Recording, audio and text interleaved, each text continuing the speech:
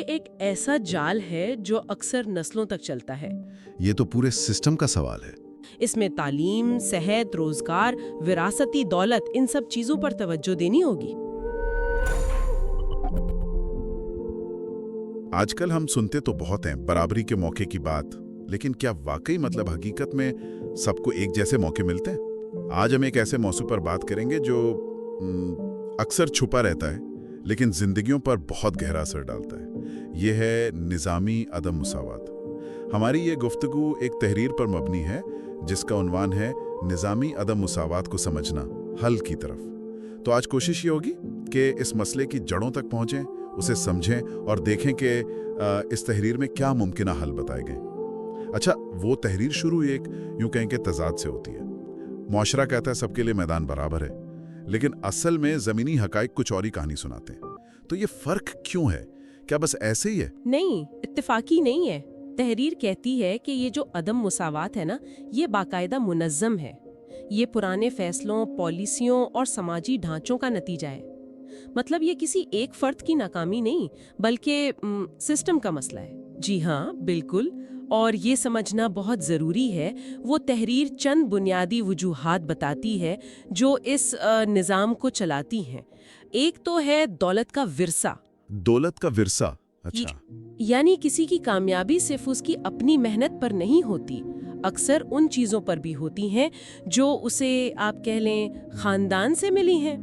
تو دوڑ شروع ہونے سے پہلے ہی کچھ لوگ آگے کھڑے ہوتے ہیں۔ صحیح۔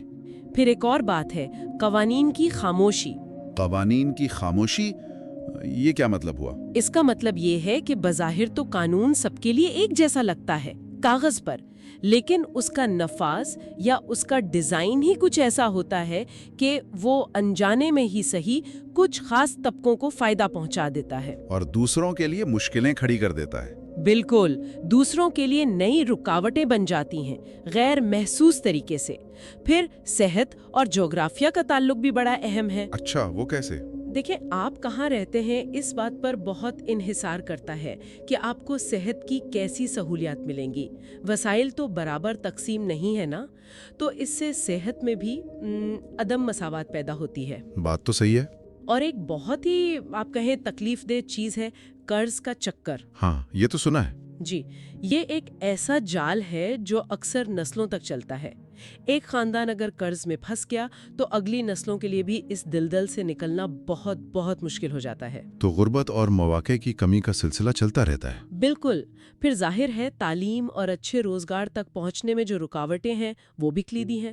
اگر معیاری تعلیم یا کوئی ہنر سیکھنے کے مواقع ہی محدود ہوں کچھ خاص علاقوں یا لوگوں تک، تو وہ تو سیدھا سیدھا معاشی فرق کو بڑھاتا ہے۔ یہ سب سن کر تو لگتا ہے کہ مسئلہ واقعی بہت گہرا اور کئی پرتوں والا ہے۔ یہ صرف فرد کی محنت کی بات نہیں رہی، یہ تو پورے سسٹم کا سوال ہے۔ تو کیا وہ تحریر صرف مسئلہ بتا کر چھوڑ دیتی ہے یا کوئی راستہ بھی دکھاتی ہے؟ نہیں، وہ حل کی طرف بھی اشارہ کرتی ہے۔ پہلا قدم بتایا گیا ہے اجتماعی شعور، یعنی لوگوں میں یہ سمجھ بیدار کرنا کہ یہ مسائل انفرادی نہیں، نظام کی وجہ سے ہیں۔ اچھا، یعنی آگاہی پھیلانا۔ جی، خاص طور پر جو متاثرہ طبقات ہیں، جب وہ اپنے حقوق کو سمجھیں گے اور یہ جانیں گے کہ ان کے ساتھ کیا ہو رہا ہے، تبھی وہ تبدیلی کے لیے آواز اٹھا سکیں گے۔ صحیح۔ اور دوسرا قدم؟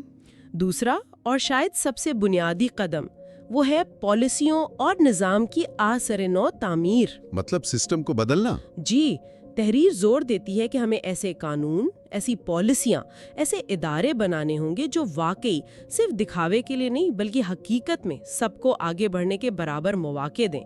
اس میں تعلیم، صحت، روزگار، وراثتی دولت، ان سب چیزوں پر توجہ دینی ہوگی۔ تو خلاصہ یہ ہوا کہ نظامی عدم مساوات ایک ٹھوس حقیقت ہے جس کے گہرے اثرات ہیں، لیکن مایوس ہونے کی بجائے اسے سمجھنا اور اس کے خلاف مل کر آواز اٹھانا، یہی تبدیلی کی طرف پہلا قدم ہے۔ یہ ہم سب کی ذمہ داری ہے۔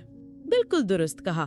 اور وہ تحریر ہمیں آخر میں ایک بہت اہم نقطے پر سوچنے کی دعوت دیتی ہے جسے ہم آغاز کی مساوات کہہ سکتے ہیں۔ آغاز کی مساوات؟ جی، یعنی کیا ہم ایک ایسا معاشرہ بنا سکتے ہیں جہاں ہر بچے کو، ہر انسان کو زندگی کے دوڑ شروع کرنے کے لیے ایک جیسی یا کم از کم منصفانہ بنیادیں ملیں؟ سہولیات، مواقع، شاید حقیقی سماجی انصاف کا راستہ یہیں سے نکلتا ہے۔ یہ واقعی ایک گہری سوچ ہے۔ جی، یہ وہ سوال ہے جس پر ہم سب کو غور کرنے کی ضرورت ہے۔